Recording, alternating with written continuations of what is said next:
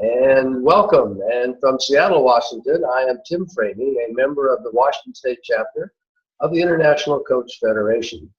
I'm joined today by three esteemed members of our chapter, Lissa, Patty, and Amara, presenting today what we call a fishbowl session to demonstrate coaching in honor of the International Coach Federation Global Celebration of International Coach Week. Today, you will witness a true coaching session followed by a mentor-coach feedback by our panel member. Normally, coaching is done in strictest private confidence between coach and client.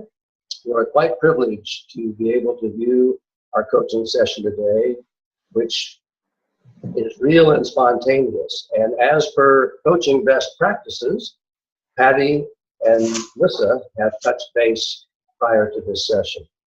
And now I would like to have our esteemed members introduce themselves. And Lissa will be our client today. And Lissa, why don't we start with you? Hello, my name is Lissa Danahita Hart, and I am an ACC with ICF working towards my PCC. And I've been a clinical social worker for the last 20 years, so I'm the client today. Great, thank you, Lissa. And Patty? And I'm Patty Bergen. I'm an MCC with the ICF, and I train coaches. The company I lead is Seattle Coach, so I love it every time we get a chance to look at the core competencies in practice. Thank you, Patty. And as our mentor coach for feedback today, we have Amara. Hello, everybody. I, too, am an ICF Master Certified Coach in MCC. I've been a coach since '97, a mentor coach since '99. I train coaches and I serve as a mentor coach for those coaches preparing for credentialing. So with ICF, I also serve as an ICF assessor for the credentialing exams. Thank you, Amara. And at this point, we'll start our session with Amara and Patty having a discussion, and I will sign off the screen and rejoin you later. Thank you, ladies. Thanks, Tim. All right, Amara, have fun. Hi, Patty. Hi, Amara. So, because just like coaching, mentor coaching isn't done in a vacuum and not done to you, but with you, I just wanted to touch base as your mentor coach today to see what one or two of the ICF competencies you're looking to enhance, expand, observe for yourself that you would like me to be focusing in on for feedback.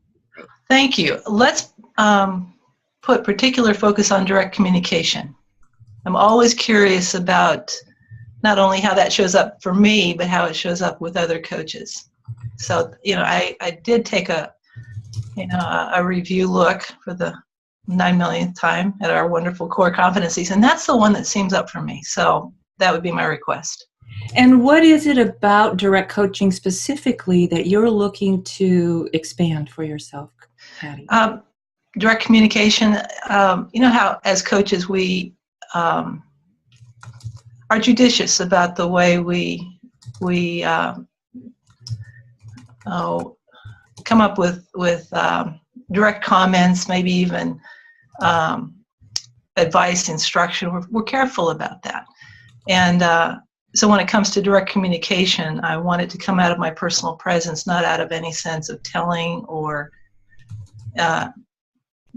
teaching necessarily, unless I explicitly put that hat on in another focus. So that's why, I think. Okay, very good.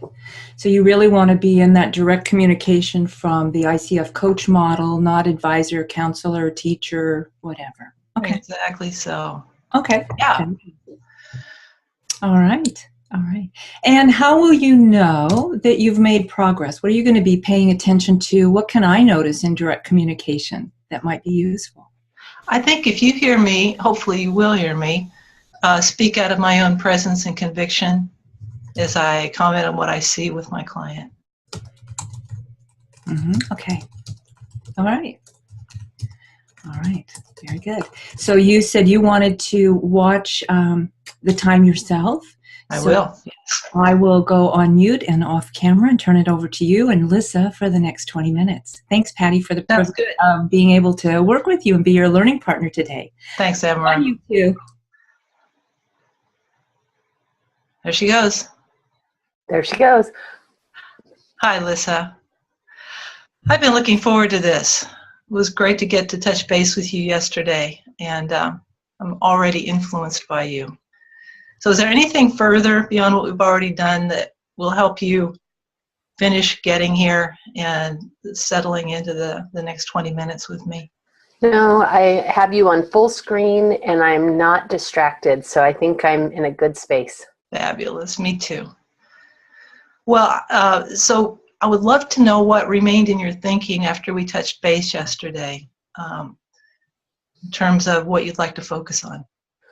Well, I really do want to focus on the process of letting go with love, that around letting go of some maybe unrealistic, or it doesn't even matter, expectations that I might have in my situation, that I need to really find a way to let go and be okay with the fact that I really need to focus on my own journey and not somebody else's.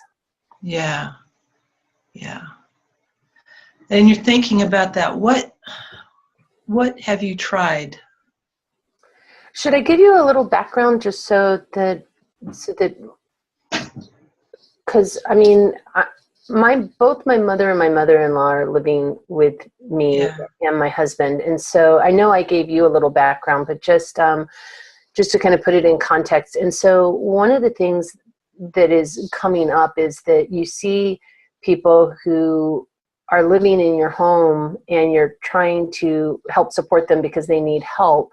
Yeah. And then you have ideas in your head about what that help should look like. So what has not been working is telling them what to do. And so I'm finding that's not a particularly effective Your laugh. Your smile is so ready. So I just that isn't working. I mean, one of the things that I'm trying to do is really learn how to let go of an attachment to an idea that they're supposed to be a certain way. Like, for instance, with my mom, who's living with us, you know, I would love to see her getting more involved in the community and doing all kinds of things. And I'm you know, really coming from the position of a daughter, on top of which there's a history of mother-daughter issues that is, you know, long and complicated. And so there's also the not feeling resentment to the situation that I find myself in, and really being able to take this time, because I've consciously chosen to have my mother and my mother-in-law live with us, and take the time to really love them and work through the relationship issues with some sort of respect and humor and compassion. Yeah. But some days, I mean, it is a very stressful at times and difficult situation. My mother-in-law also has end-stage pancreatic cancer, so there's also end-of-life issues and hospice in our home, and so there's just a lot of things going on. And so just trying to keep myself focused on me and be able to provide support, but focus on myself also, so that I'm not just absorbed into everybody else and what everybody else needs. That makes sense. So you know, as you shared some of this with me when we checked in yesterday, I was pretty blown away with the magnitude of things on your plate these days, and with the fact that you said that in January of this year, you kind of arrived at a conviction about what you want for yourself. Yeah. You know, in light of taking care of all the needs around you. Did I get that right? Yeah, you really did. And I can feel it in my throat. So you and I, this probably won't be our last conversation. I bet we'll have coffee at some point. But what, in light of that, and I see the emotion on your face. You don't want to rush. I'm good. Do you think we should look at what you want for yourself? I really think that that's the focus that I need, because I think I have the part about the compassion and the loving people, but I've got to be able to find ways to prioritize myself in healthy ways so that I don't feel resentful, because that's my biggest fear, is that Yeah. I will, because if I feel that way, then I will end up wasting time focused on things that aren't going to be useful for me, if that Right. makes sense. Yeah. Okay. So really finding ways to focus on what I need to be doing for myself so that I can continue to be loving and compassionate and helpful in the situation that I've basically chosen for myself. I But hear also you. work on my business, have the energy for that. There's that too. Yeah. Well, so, would it feel useful to you to pick a kind of a horizon Mm-hmm. for us to play with this morning? It can be something you want to make happen in the coming week or month, or maybe, May 13th, 2016. Right. Would Yes, you, that would be helpful. Yes, I would like that. okay, would you pick a horizon, and then we'll use that as sort of our playground?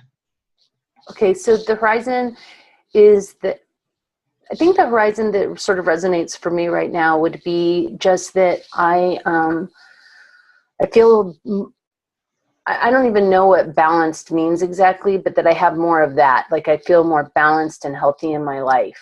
And that I'm meeting people and making connections and building my business. That's really that's my primary focus. Meeting people, building a business. You're ready, aren't you? I am so ready. So cool. So give me a context. Is that in the coming week, in the coming month? That's probably by the end of the year. I really want to have, that's kind of my trajectory for the end of the year. My goal is I will have accomplished all my education. I already have all my hours, but all my coaching hour training, the coaching training, because I have enough coaching hours. I just don't have enough coaching training. So I've already signed up and I'm going to be completing my coursework by the end of the year. So that's sort of my direction for the end of the year to get my PCC. But along the way, I really, really want to build my practice up because I moved here and I don't have a network or an infrastructure of people. So I haven't, I don't really have what I had in New Mexico where people just sent me people constantly when I was a therapist. Yeah. You're pretty warm and personable. I know I'm just getting to know you. So tell me how you went about getting that ongoing flow of people who loved you and sent people to you in New Mexico. How will you do that here? Well, it's an interesting thing because I'm finding it's different in the sense of what I had in New Mexico was I went into private practice after 10 plus years working in social work. And so I had this huge network of people that I knew by working within the community. And so when I went into private practice, it was really easy because I just, people just started sending me people and I just, and it worked that way. So when I moved up here, I think I was pretty burnt out from the therapy. And so I kind of took a year of just even trying to figure out what the heck I wanted to do. And, kind of played with a lot of different ideas, but I'd gotten the coach training back in 2008. And I really, in this January, yesterday, this January, I really finally committed, like, this is what I want to do. I really want to work with people still. I just want to change how I work with people because I don't want to come from the therapeutic perspective. I really want to come from a coaching perspective. And so to answer your question, one of the things that I've really been doing is trying to get involved in the community, the ICF community, but also, getting involved with the gala event and going to different trainings and trying to get out there and participate. And I'm also going to be taking my coach training with Janet Harvey's program. So and I chose that consciously because I like it, but also because it's right here in this area. And so it's a good way of connecting with other people. And I thought that would be another way. So those are the two ways that I've kind of focused on right now. Okay, and as you say that, there's a lot of energy coming through the computer screen. What what should I particularly pay attention to with what you just said?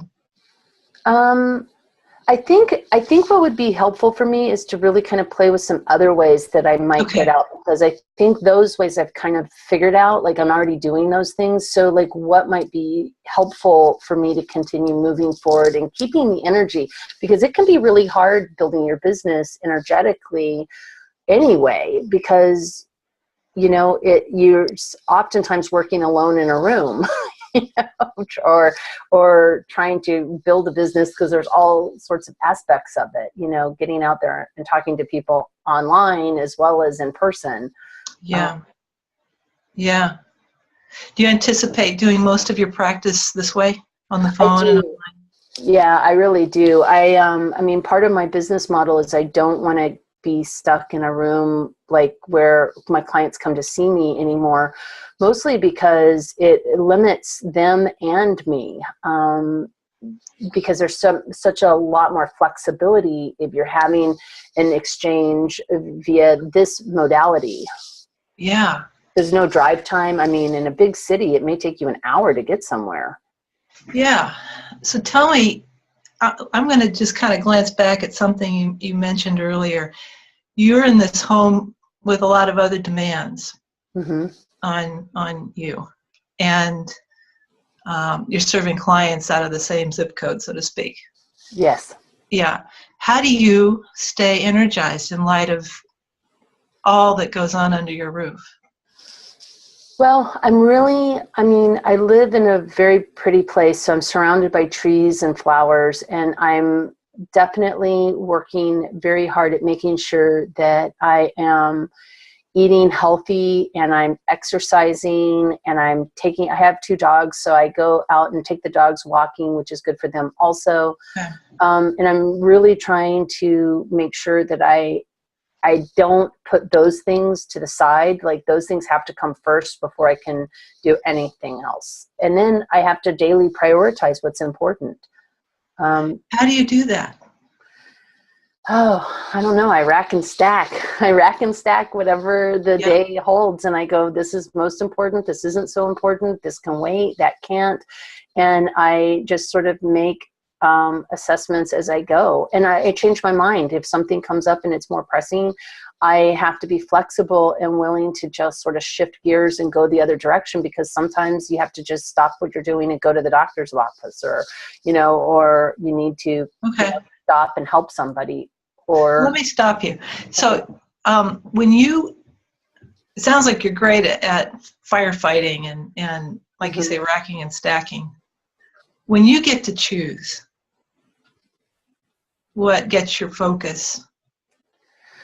Well, when I get to choose, the thing that gets my primary focus is my business. So it comes down to working on my website, or writing articles, or getting training right now so that I feel competent as a coach. And so those are the things that's where my primary focus goes. Okay. And if you can do that, those components that you just mentioned, do you feel fairly convinced that by the end of the year your business will be having some traction? I'll be honest with you. I'm not sure. I feel a little like I'm leaping into the unknown, because there's that I don't know. I mean, I feel in my heart that that all of this work that I'm doing will manifest into something, because I have a history of manifesting things in my life by working hard towards a goal, and then the goal, I wouldn't say magically happens, but happens because of all the hard work that went into making it happen. So I have a history of believing that it will. So yes, I guess I really do. Yes, actually, now that by golly, it is going to, because I can't be working this hard and it just like nothing, know. So I just can't imagine there you are. Impossible. Okay. So take a breath, shake it out. Shaking it out. We had a little recess in the middle of our session, and you were just getting to some of your superpowers, some of the things that you're good at and you love to do, and that will contribute to the growth of your network and your business.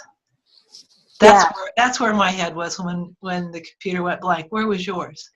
I think mine was at the same place, which is, of course, if I work this hard, it's going to work. Of course. It's inconceivable that it can't work, so it has to work. I love your energy. It is going to be so fun to watch you. Get a hold of the Puget Sound region. That's very cool. Well, so let's see. Today is mid-May. It's mid-May. It's May 13th. What can you do in the month of May that is, man, you could tee it up and knock it over, that would help you get more of what you've just described?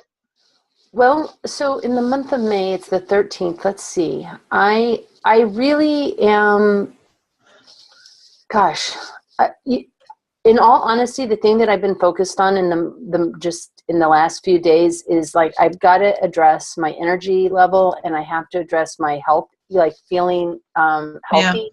So like nothing with the work will work if I don't feel good in my body and I'm not taking care of myself. So yeah. Okay.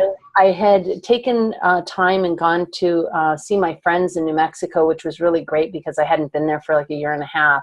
Yeah. And so I got to reconnect with all my peeps. And then I just started really working on like changing just one or two things in my diet so that I can start to make sure I'm getting more nutrition. Yeah. And so that for me that's a focus. And then also really working on my blogging. I really have a couple ideas around doing podcasts with people. And so I really want to get that organized by the end of May. Like that's going to be really important. So okay. I'm dealing with my health then, and I'm also dealing with a business thing, which is I really want to find people to do some interviews with and do blogging, some interviews. That's great. By the end of May, you want to tee up all three of those things. Well, the health definitely, and get organized on the podcast. Like I want to be ready to really get going on the podcast. Maybe not before the end of May, but like be ready for it by the end of May. Do you need a plan? I probably do. Okay. I will take a plan. Good. Yeah. So people energizing you, diet. Yeah. Pardon me, but did you pick up and I just haven't been here? That's right. Okay. Only for just a few minutes though. So we just started because I think Patty's got some time frame issues. As do I. It's a little tough to give feedback when you haven't heard part of it, but go ahead. Okay, Lisa. So diet and people and business. Well, really, the podcast idea. That's the one that's got your attention. Yeah, that's the one that's like kind of my focus. Okay. Yeah, and you've mentioned a few things on diet. What about the people part? Well, I am really... Because you're, go ahead. So like on the people part, one of the things that I'm doing is like around building friendships. Like I'm meeting people, and I've finally been in this Pacific Northwest long enough that I actually have people I really like that I've met. And so I'm working on creating, friendships. And the good news about that is it actually feels easier now than it did when I was younger, because I actually know how to find my tribe a lot faster.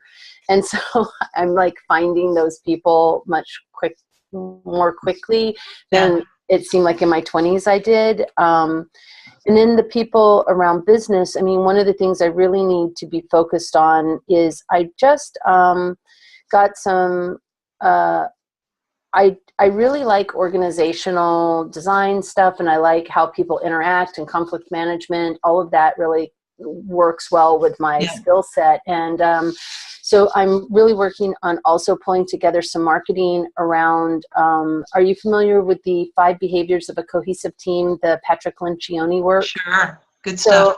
I am now a credentialed provider of that training through the 5 behaviors of a cohesive team and Wiley, and using the DISC in combination with the 5 behaviors. Okay. And so that's another thing that I really want to work on, kind of pulling together the marketing around so that I can go in, really start to talk to people about this amazing team building. And Okay. Well, that is very cool. And again, I have to comment on you are interested in big things and happy in small ways, as they say. You are, when I ask you about what you want to make happen by the end of May, you are so full of ideas. So when I said, do you need a plan? You told me more ideas. So the plan is, I guess I need to really make sure I focus and get these things done. Okay. And Okay. so for that, I mean, one of the things I'm trying to do is I'm really trying to keep things organized in my schedule.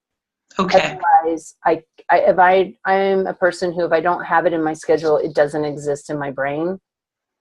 Yeah. And so you talked about having the people, the growth of your business, of your, like the Lencioni stuff, Mm-hmm. podcast, and then your nutrition. Mm-hmm. What will it take in the next few days for you to be intentional about all 4 of those things? Buy more fruits and vegetables. Okay. If you do that, I'm going to get really, really basic here. If you buy more fruits and vegetables and have them available to you, who will know? Well, I have a cast of characters in my house, I think, as we've talked about. So, And do they all know do they all know the significance of that? yeah, because I'm actually trying to drag my mom along on this little adventure. All right. So, but yeah, and I talked to my husband. He's out of town this week, but he's going to start, like he's going to try doing some of the diet changes also. But I think I'll know. And I guess at the end of the day, that's the thing that motivates me most, is like, it isn't about whether or not my mom or my husband or my mother-in-law or the dogs or you or any of my friends think this is like I'm taking care of myself or not. I think it is, I know, because I can feel it inside, and I need to just stay attuned to that internal feeling.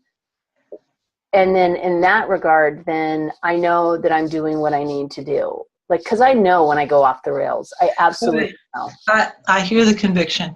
Mm-hmm. So I'm not sure how you do that, but what I'm beginning to understand about you is that you do. Yeah, I don't know exactly either, other than I think, I'll be honest, it's sort of, I don't know where we are on time, but it is sort of an interesting thing that,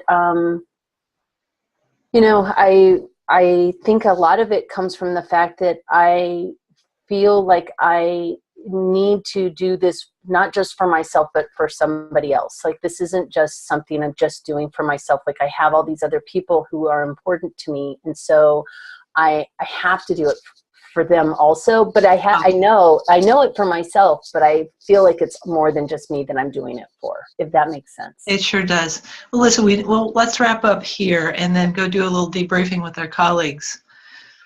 And even though I'm not your ongoing coach, I would invite you to let me know how it's going, maybe by next Wednesday.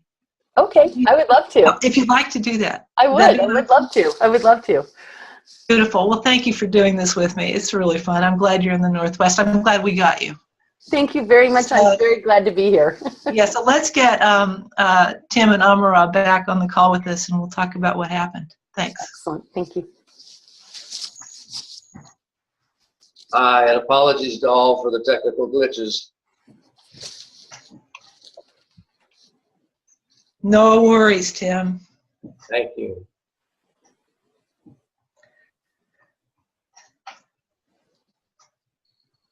Cannot hear you, Amara.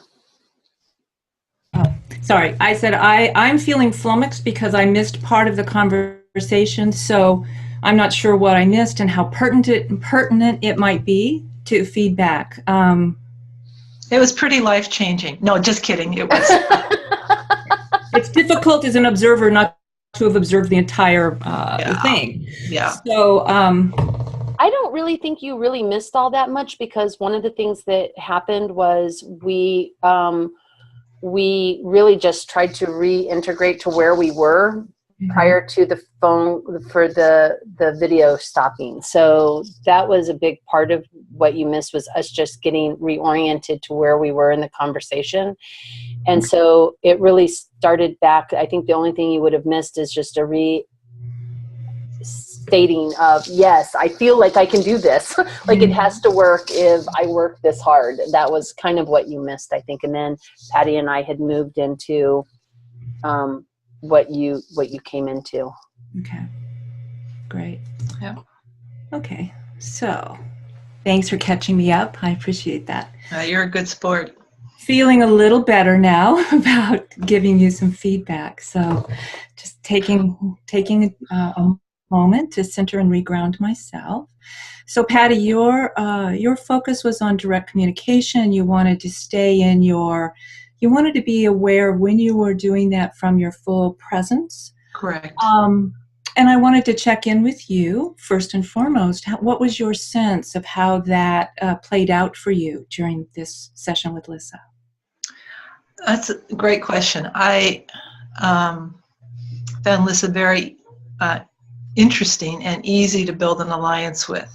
She's a big personality. So when I run into that, it's easy for me to just stand at my full stature and be direct and operate out of my all of my presence. So I think it went all right.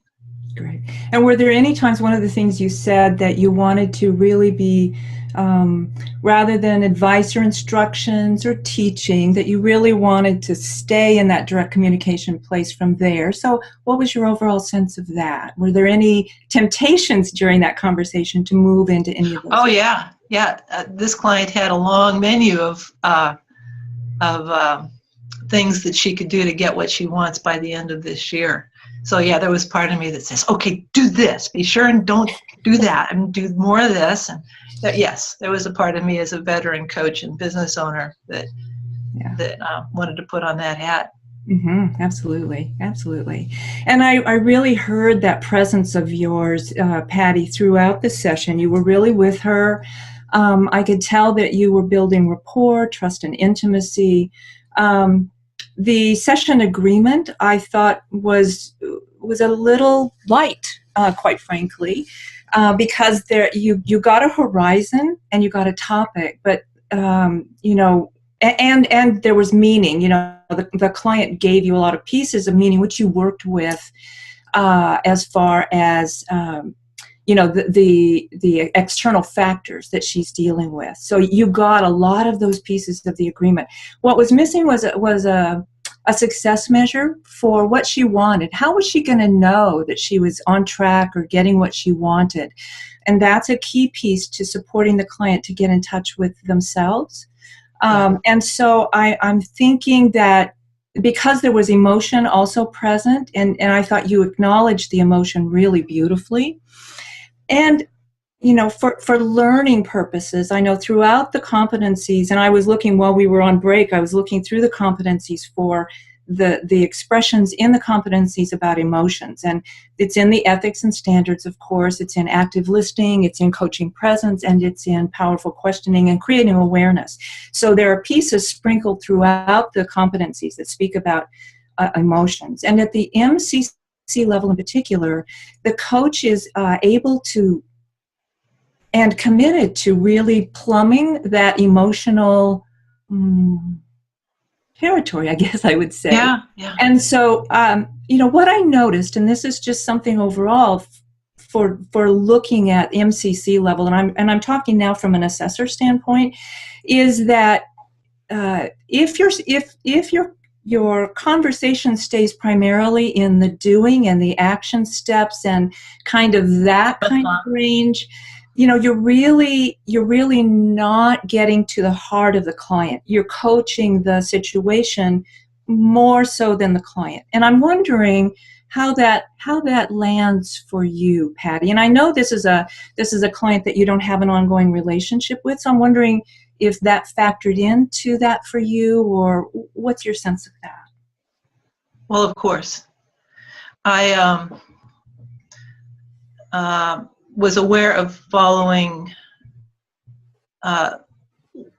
Lissa's stated agenda, and I was also aware of the fact that what brought tears to her eyes was the situation with her household, and just the huge emotional demands that are on her under that roof.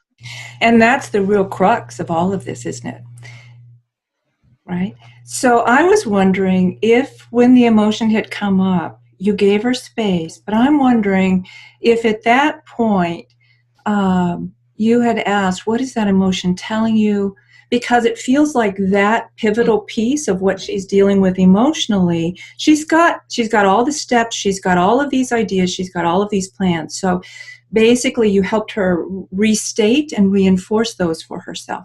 And at MCC level, there was an opportunity to take it deeper. Use that emotion, plumb it for the information that's available there, because that could probably shed new light for greater awareness on what is it that she is really up against in prioritizing. Yeah.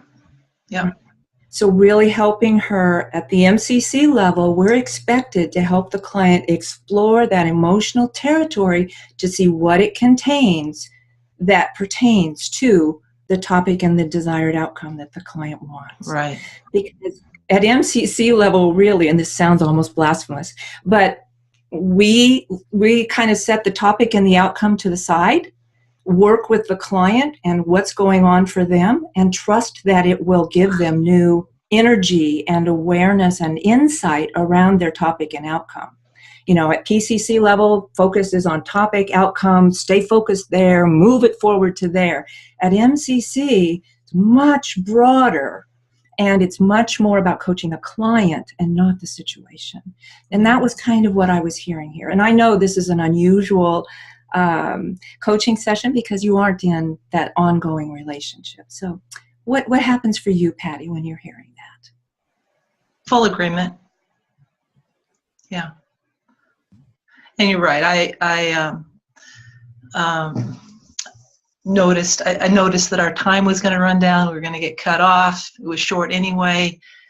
I wanted to be sure that we got to some next steps. Yeah. And so, yeah, there's an of course quality to what you're saying. I know that. Yeah. And I know you know that. and I miss it when I don't get it. Yeah. You know, that opportunity to find out what are the resources that are revealing themselves by the emotion. Yeah. And I think this is an important piece to bring forward to all of our members, because we have ACC, PCC, you know, pre-ACC, PCC, and MCC aspirants.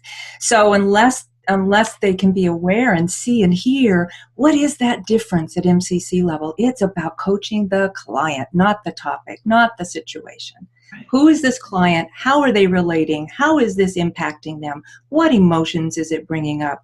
What kind of amygdala hijacks are happening because of all of this emotional stuff that's going on? And without, it sounds like a solid, as solid as this client really wants, support network to really help her maintain balance through the emotional currents that she's traveling with all of these things on her plate. That makes sense? Oh yeah. Yeah, good. So what I really want to leave you with, though, Patty, is that you're direct, you're succinct, you create trust and intimacy really easily. You stayed with Lissa, your presence was strong, you made sure that competencies 9, 10, and 11, the action planning, the timeline for those actions, the accountability pieces, you made sure all of those were there.